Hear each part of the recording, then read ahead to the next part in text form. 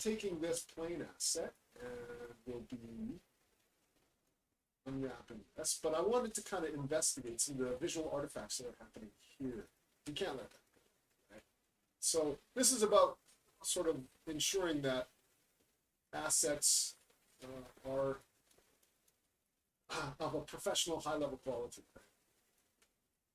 So the first thing I'm going to do, for me, that looks like vertex normal artifacts. So I'm just going to come in here, grab those vertices, and just destroy them. Yeah. And I'm going to head over to my display. Actually, we'll do mesh display. And we'll go into our, vertex normals. And let's see if we can conform those. It's not working. Oh yeah, I did that. Actually, I did a normal conform earlier. So let's set the vertex normals.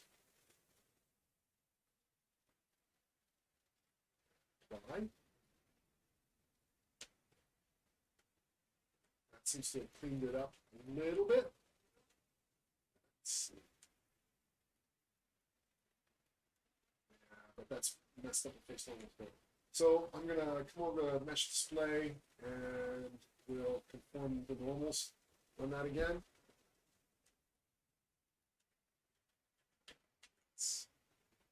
Yeah, set normals.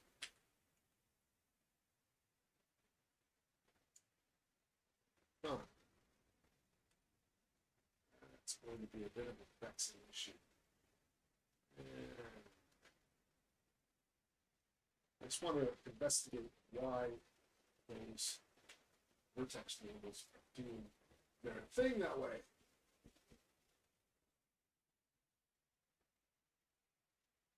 Let's see what happens. No change. Okay. All right. I'm going to try to investigate that further a little bit later. But let's kind of get into it. All right. So the first thing I want to do is I'm going to pop open my Windows workspaces, my UV editing workspace. That'll give me a nice UV window and my UV toolkit. So we can see there are no UVs on this object whatsoever. Well, there are, but they're not there. So let's come in here and first of all, let's decide where we want to cut this. Now, originally my instinct was to try to cut it through the middle. I'm just looking for areas where we can kind of nest these cut lines. Where it makes logical sense. So do we want a continuous top or a continuous side? So, for the particular project I'm thinking, actually, we might be only ever kind of considering this plane and on the side. Right, so let's do that. It looks like we've got a whole bunch of individual shells, and I don't like that. So the first things first, let's create some new UVs automatically, which will in effect blow away the existing UVs in this. Is that a calculation? Yeah, it's a calculation intensive thing. So let's let it do this thing. My apologies for the audio. I will try and figure out what it is that's causing it. Okay, so we got some new cut lines and things like that based on those automatic projections. Let's see actually where we left it up. So those are our UV shells. So I'm going to turn on my shell coloring. I'm also going to fade out the UV grid a little bit. So let's grab our cut tool. Let's go right down the middle. Oh, feedback. I don't know.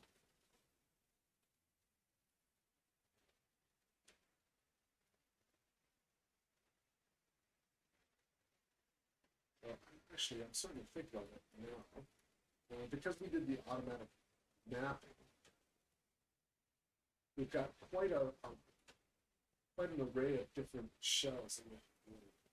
So what I want to do is come in here and create some UVs that are very, very simple that we can cut into and delete. Or I mean, actually, we should be able to delete the UVs off this. Let's see. There we go. Let's do that. Delete the UVs. So start with clean slate. Right? Okay.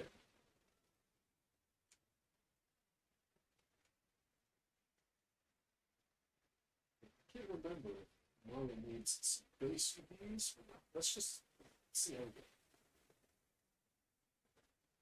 Because there might need to be an underlying set of UVs in place before I can figure out what to do with these.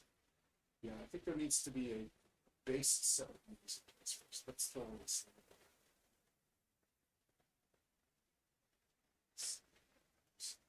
Cylindrical map, we can always we go into the projection manipulator here. To the x-axis. Ranges.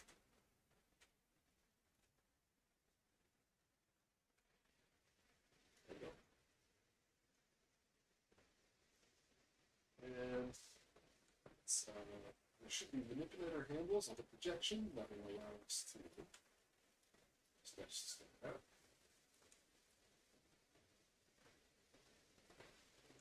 But it's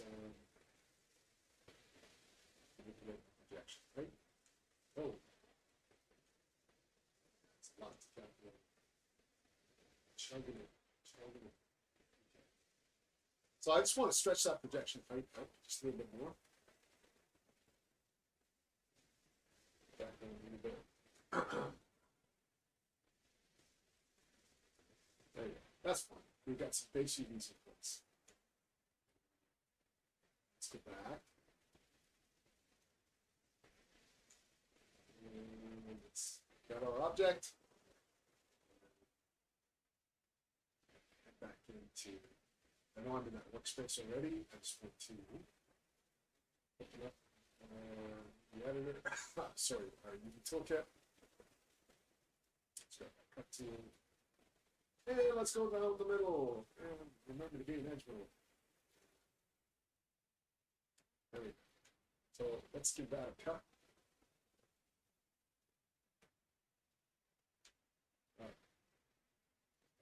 Don't think we went all the way around. Yes, we got a area. So here we go. We got two edge loops hitting this one vertex. So that's where the algorithm stuff's calculated. Once there's, I'll point out a few other different areas that we may go into a bit of difficulty. So I'm doing a double click on that. So I can cut that in there.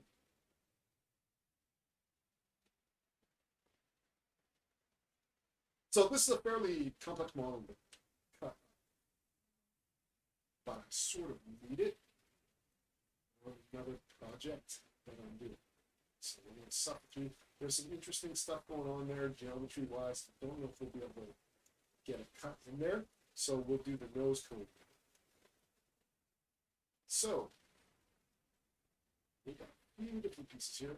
Here, this looks like a natural place for a cut. Now, I don't know if the C key is the operation key. Let's give it a go. See? Is that our cut? Yeah. This was an UV. So let's cut there. Is that going all the way across? Yes.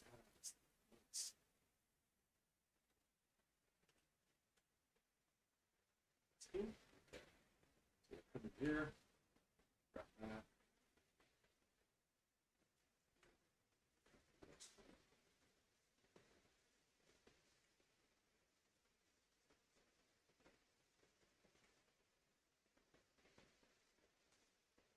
I'm going to turn off the checkerboard texture. That's interesting.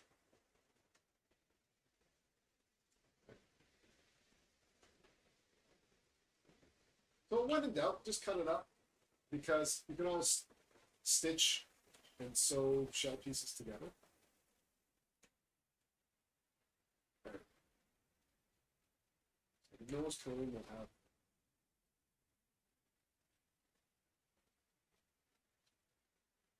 its own thing. I do know that over right here, we're going to cut the wings, which we have. That's cool. But we'll also need to send an edge loop kind of down the middle of this guy. Maybe this edge loop here.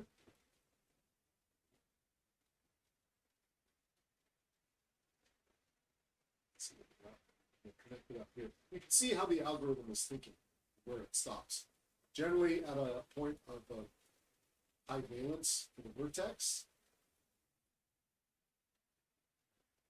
So I'll probably stop it and okay.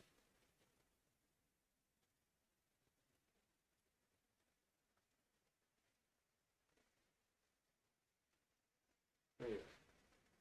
So let's stop over back here. There's a natural break. Ready?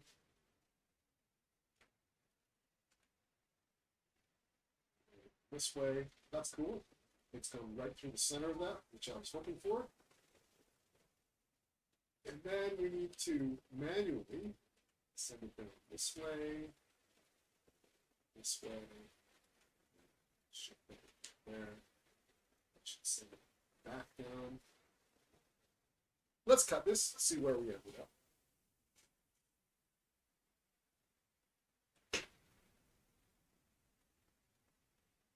So there's a break there. I think we want to carry on here. Good.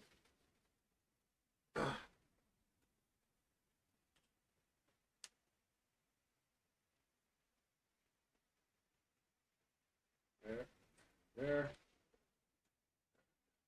Cut those guys. Sometimes I'll just make a preliminary cut, even though I know where I'm going, but the thickness of the line actually allows me to see what I'm doing. Sometimes the camera runs. I can see what it's doing calculation, but my camera's being less responsive. So I'll select an edge loop, hit F to frame up on it, and it resets my camera distances and just gives me more navigation control. So I'm going to come in here and hit F on this. And I think this is has a lot to do with sort of the world scale at the moment that this plane is set at. Quite huge. So let's cut these guys. It would be nice to assign a key at some point. And go to frame up on that. If that's my next cut point there, we'll cut.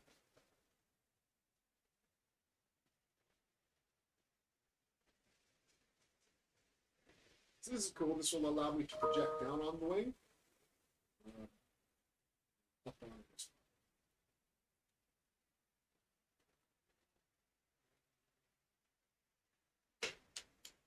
one. Okay, so we want to continue down along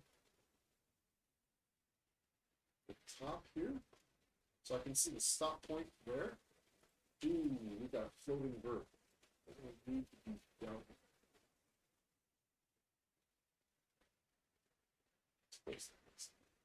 Quad, technically. But we will need to at some point deal with it. That was because of the quantification that I did earlier. Cut down that line as well. Let's save this up.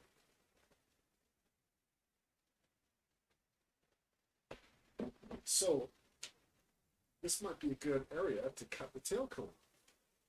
Yeah, well, I'll make that tail piece. So I'll go around here, here, double click that. Let's see how far that takes us. We need to stop the windows. That's cool. Stop the windows here. Ooh, now we're in a situation. Which way do we go? Now, if I'd manually quantify it, just take it down much bit. Got it. That's what you get when you deal with procedural solution.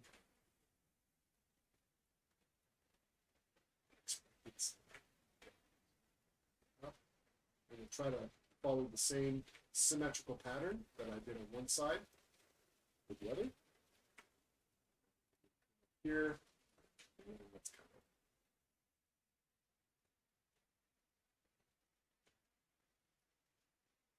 so this will still need to unfold. But I want to give it a symmetrical cut. I'm going to do then suddenly change the direction of the shape. But I just want to get these into booking pieces so I can see a little bit better. So that's going to come in there, stop in the area.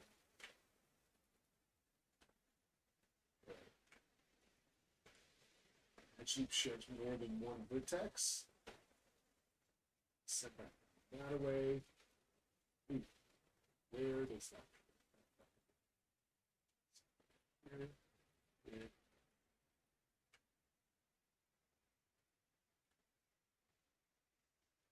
There we go. Move on. What if I change my mind instead of recut? It should stop.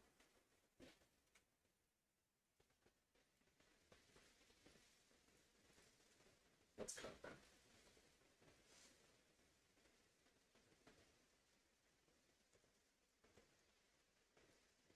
That's that. Let's separate wings here.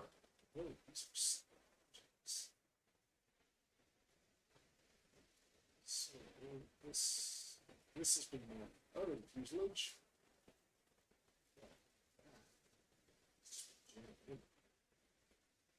I wonder if that would have its own mission. Let's go take a peek. Yeah, it's got its own border edges at the bottom of the wings, other than to maybe cut it through. Oh, that's connected. No, that's just that. So let's extend that.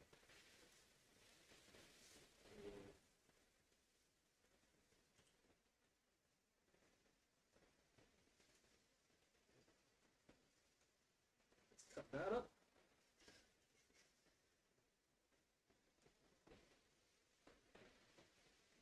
You know what? Let's undo that. Just because I need to have symmetry turned on. So we want to symmetrical across the next.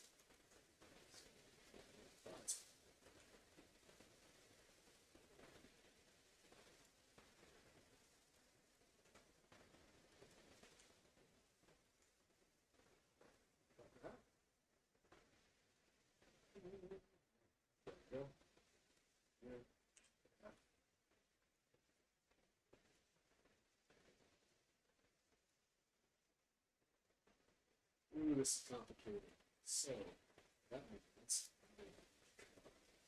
that way, that way.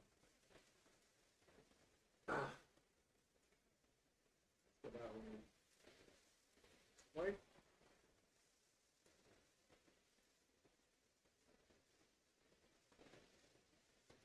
Right here as well. I'm sure we're going to find areas of join that have hidden vertices and things like that we're going to pull apart or unfold in the film. But let's just see if we can get there. Okay. So there are a couple of other pieces that I know I'm going to need. So there's this end cap. Let's see if we can grab this actually. Let's see how far we go. I'm going to move this UV with it a little bit closer. I don't need it just yet. This thing. So that would be a cap. And I think this is another if that's extruded from inside there, or it's just crashed through. Ah, it's crashed off. That's good. This makes life easier. That will unwrap fairly nicely, but I think I need an interior wing.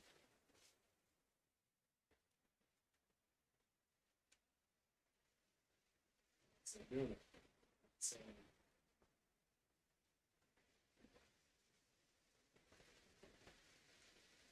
is it encircled? Let's cut it. I can't tell if it's encircled. Hopefully it is. Yes, it did. Cool, perfect. Let's cut that. Throw it that way. Windows are going to be an issue, but I will deal with it. So we've got that bit. Now let's cut along the body here. That bothers me. This means we're going to have an asymmetrical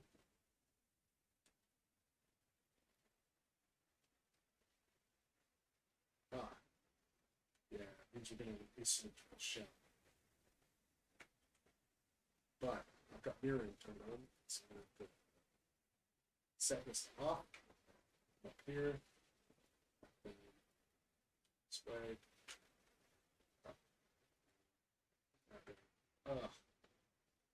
Bothers me. So I'm going to cut this, see where we end it up. And you should be able to go straight through the middle. Selecting that edge to get my canvas focus on. Perhaps we can't tell if that's crashed geometry or it's been actually warm into the surface. It's a separate piece of geometry. What about this guy?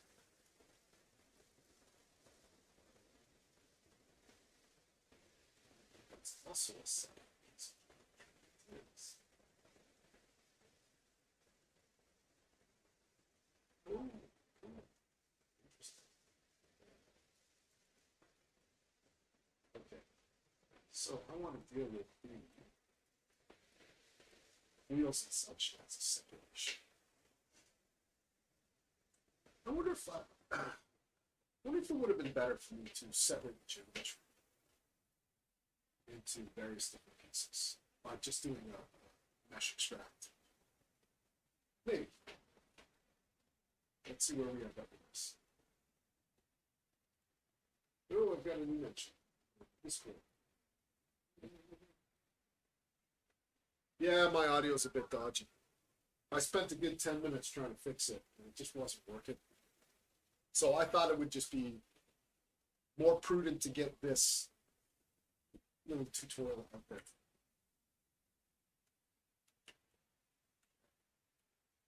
So here's what I'm going to do. I'm going to save this. I might call it a day. Yeah, it's 5:15. But let's see what we're dealing with by doing a quick unfold. So we come in here. Actually, I'm going to grab my UV shells. Let me grab multiple shells. Oh, seems like a bit. UV shell selection. Grab a shell. Okay, so let's unfold this down. So it might take a little while. But it'll give me a kind of a better idea of what I'm doing. Now, I don't know if I can mesh extract, not mesh extract, but mesh separate, because once you combine it and you blow away the history, then it changes the vertex order numbering, I believe. So if I try to do a mesh separate, we'll have different vertex numbers. It's not going to remember none of these. So, but we'll try it. I always like, if I'm not 100% sure of what's going to happen, I'll always try it. See if we can get it. that's kind of actually it, really. I think now that I'm going through this, I realize perhaps my little tutorial on the sphere was a little bit more informative because it allowed me to experiment with a number of different techniques for cutting up UV shells. But you can see that when it comes to cutting up a complex object, there's only a few tools that are the bread and butter going through setting up your shells. So I'm going to go through and cut the rest of this object up and then pull it apart. There's quite a few, there's two other props that I need to UV, so I'll walk through that process tomorrow. And we'll leave it at that. You guys don't need to sit around and watch this thing calculate. So yeah, that's it. The UV toolkit. I should have dove into it easier. I knew that the UV toolkit was a replication of the RISM UV tool because the guy that developed RISM UV sold this technology to Maya, and Maya adopted it as Unfold 3D and then built it into the UV toolkit. So a lot of the technology, methodology, and even the terms are similar, but it's a lot better organized inside Maya. So Autodesk has cleaned it up and made it a little bit more intuitive to use. Those of you who want to give RISM UV a try, I wholeheartedly recommend it. It's a good piece of software, but the UI takes a bit of getting used to. So to be fair on Autodesk, once they purchased this, they really did do a bang-up job in terms of getting this image. Okay, so we got a bunch of shell warping stuff that's just, nah, I'm not really happy. Let's see how it translates the checkerboard pattern. It's not good.